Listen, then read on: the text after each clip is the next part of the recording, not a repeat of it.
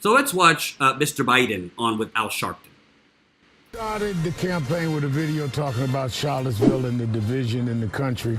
And I watched you close up during the Obama years fight, even sometimes internal fights in the staff for same-sex marriage and a lot of tough stuff. And you and I disagreed in the 90s, and I said, wow, this Biden is a real go-to-the-mat kind of fighter.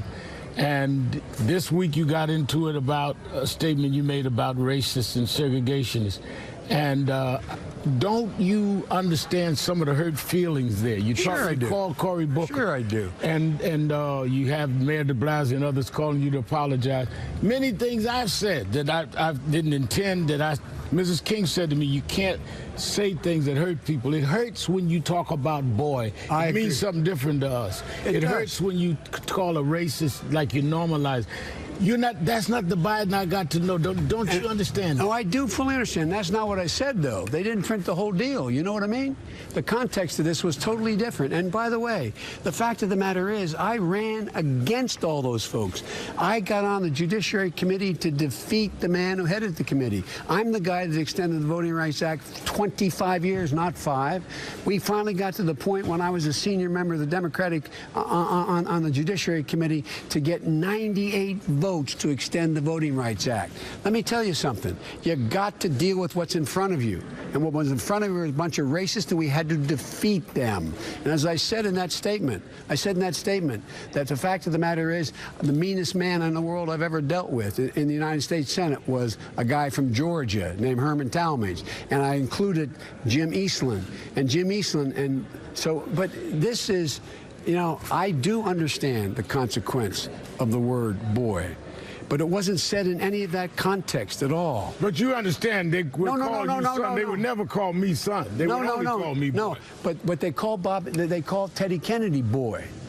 That was the distinction. The reason he called me senator is to demean me more because son, because he said, I'm not even qualified to be in the Senate. I'm not old enough. I'm a kid. Mm-hmm. I'm a kid.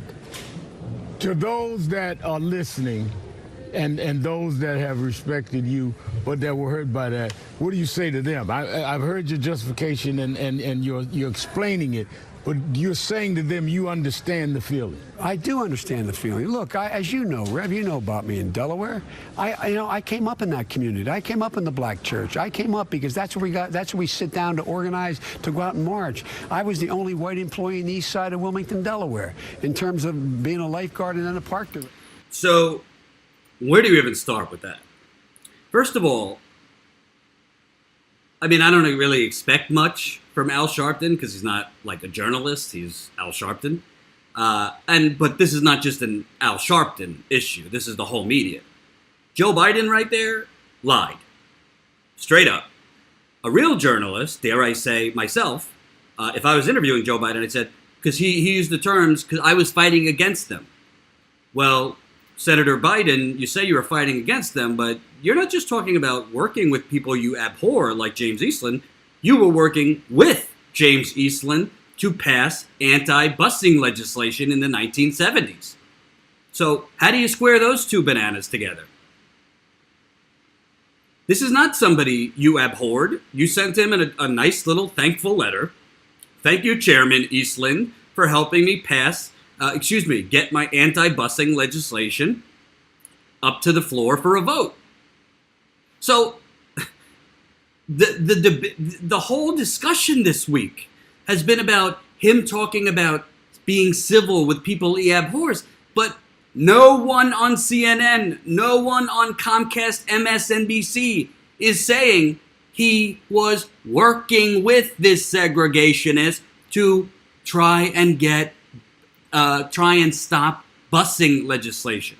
And some people say, oh, well, Jordan, it was a different time. And even people against racism didn't think busing even people who aren't racist thought busing in black children to white schools wasn't a good idea. Well, I could show you a lot of people who also weren't racist that thought it was what should happen. Most times when progress happens, it's not that comfortable in the beginning.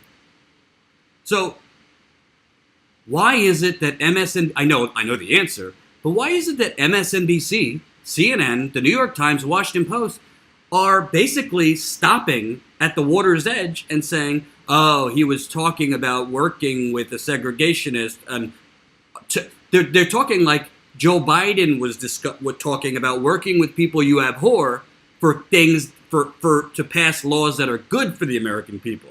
That's what they're talking about. And that's what Tulsi Gabbard's tweet kind of was talking about. Working with people you abhor for even working with people even you abhor to get things done for the American people. Well, he was trying to work with this segregationist to get really bad shit done. Ooh, demonetized, swear jar, to get really bad shit done for the American people.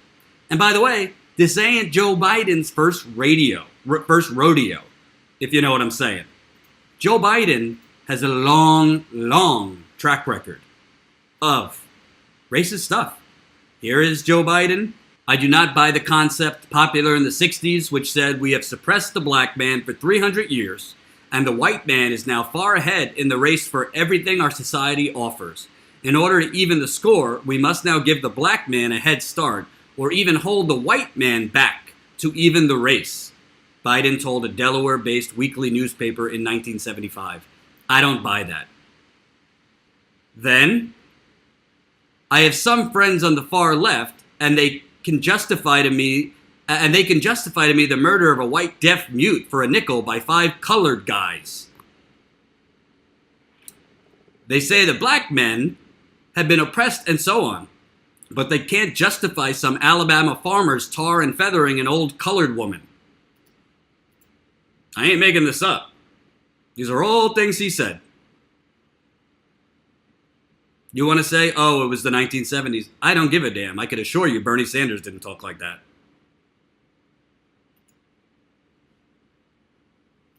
Biden on Jesse Jackson. Jackson is one of the brightest guys around. That boy ain't no dummy. Just like Gary Hart. That boy ain't no dummy. Interesting that he referred to Jesse Jackson, who was, I believe, the first black candidate for president of the Democratic Party, as that boy. And there's a lot of other really toxic, terrible things Joe Biden has said over the years. But you're not hearing these quotes. You're not hearing these statements said at all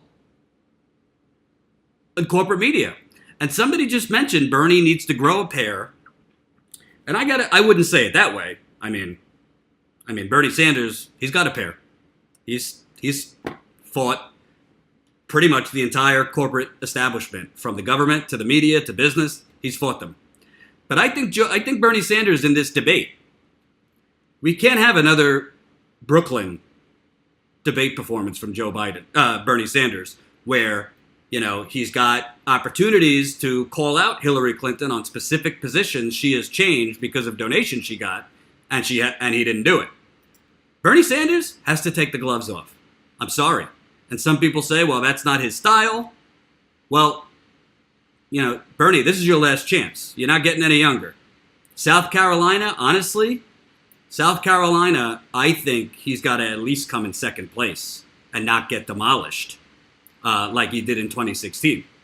And Bernie Sanders, at his campaign, need to understand, you cannot rely, the debate moderators are not going to bring up Joe Biden's racist statements from the past. They're not going to bring up him talking about, I don't believe that the black man should get a head start to even the score. They're not going to bring up the fact that he wrote a letter to this segregationist, thanking him for helping him to pass anti-busing legislation. They ain't going to bring up that he referred to black people as colored people, which people on Twitter yesterday told me, oh, now you're being unfair. A lot of people did that. So what? Does that make it right? You're either on the right side of history or you're not. Joe Biden was on the wrong side of history. Heard to Jesse Jackson as a boy. There's also some things out there that I haven't verified that they're legitimate, but there's some things out there about Joe Biden referring to black men as the Negro. And this is just rhetoric. You know me. I respond worse to racist policy. Racism isn't just rhetoric. It's policy. The crime bill is one of the most racist bills in American history. Joe Biden also, when he excuse my French, gave blowjobs to the credit card companies by passing the bankruptcy bill, that disproportionately hurts poor black people who can't declare bankruptcy. When Joe Biden helps repeal Glass-Steagall, the 2008 financial crash disproportionately harmed African Americans, particularly because these banks, these vulture banks, were predatory lending on black communities.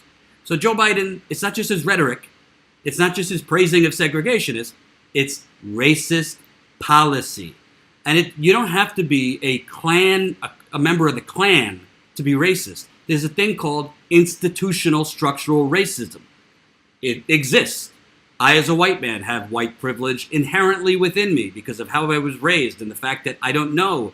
I know a good amount because I've been to communities. I've covered a lot of black communities that are being basically stomped on by the federal government, but I can't know what Ty, for example, goes through because I don't have his life experience. But I do know there's institutional racism. I do know that wealthy white men that run this country, like Joe Biden, are institutionally racist. So you don't need to be carrying tiki torches to be racist. I want to show you one more clip on Biden and then discuss it after. Former segregationist Democrat, he talked about, well, he never called me boy, he called me son. A lot of African Americans, especially Cory Booker, I think, took issue with that because the idea is, well, he would never call you boy, you're white, so you're part of the club. Here is Biden talking about that yesterday. I do understand the consequence of the word boy, but it wasn't said in any of that context at all. To the extent that anybody thought that I meant something different, that is not what I intended. And it'd be wrong for anybody to intend that. Good enough for you?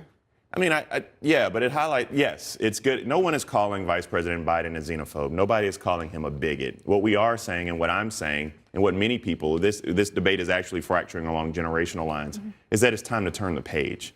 The thing that goes to his electability is that no one asked him this. No one asked him about Jim Easterlin. No one asked him about Talmadge. No one asked him about Strom Thurmond. But he invokes these times where he wants to go back there. African Americans and voters, we are not a monolithic people, but this is not an issue about race as much as it is an issue about pain. We do not want to go back to the point where we were inflicted pain by our government from both the Democrat and Republican Party. We want to go to a time where we're looking forward. And Joe Biden has to understand that. Talk about how you're going to unwind the damage that was done with the 84 civil asset forfeitures, 86, 88, and 94 crime bill. Talk about that. Let's not invoke someone that you did that you opposed busing to help in integration with. Yeah, and one of the things about pain that I want to bring up is Mayor of South Bend, Pete Buttigieg, did not go to the fish fry in South Carolina because there was a police shooting in his city. He headed back, and there was Why I showed you that clip?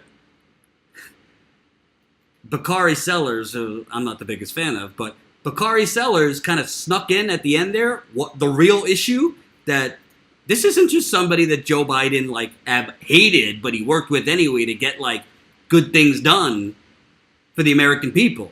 This is somebody that he tried to pass anti-busing legislation with. And it's not at all being addressed in any of these segments. When Bakari Sellers said that, did you see how quickly Jake Tupperware moved off, switched topics to Mayor Pete's controversy? He tried to pass anti-busing legislation with this segregationist. Again, the corporate media, this isn't just covering it up. They are covering up the real problem. Joe Biden is not talking about somebody he hated. Joe Biden is talking about somebody he respected. Joe Biden is talking with a segregationist he wrote letters thanking him for.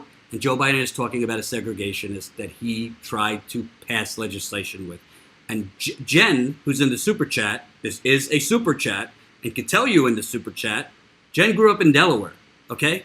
Delaware, I don't know if it's technically part of the South. I don't know as far as the Mason-Dixon line, but I can tell you, pretty Southern culture, fairly racist. Am I wrong, Jen? So, the corporate media, and by the way, I tweeted this out the other day, and a lot of people agreed with me. You got to wonder, did Joe Biden, did Barack Obama actually vet this person? Jen, I'm wrong? What else is new? Delaware is the first state south of the Mason-Dixon line. So there you go. Shows you how I did in geography class. So, did President Obama vet this candidate? I think Wall Street vetted this candidate for Barack Obama and thought Joe Biden will help you get some of those white voters who are on the fence. So they kind of looked the other way of some of his racist past, if you ask me. I mean, you can't make it up. You can't make this stuff up.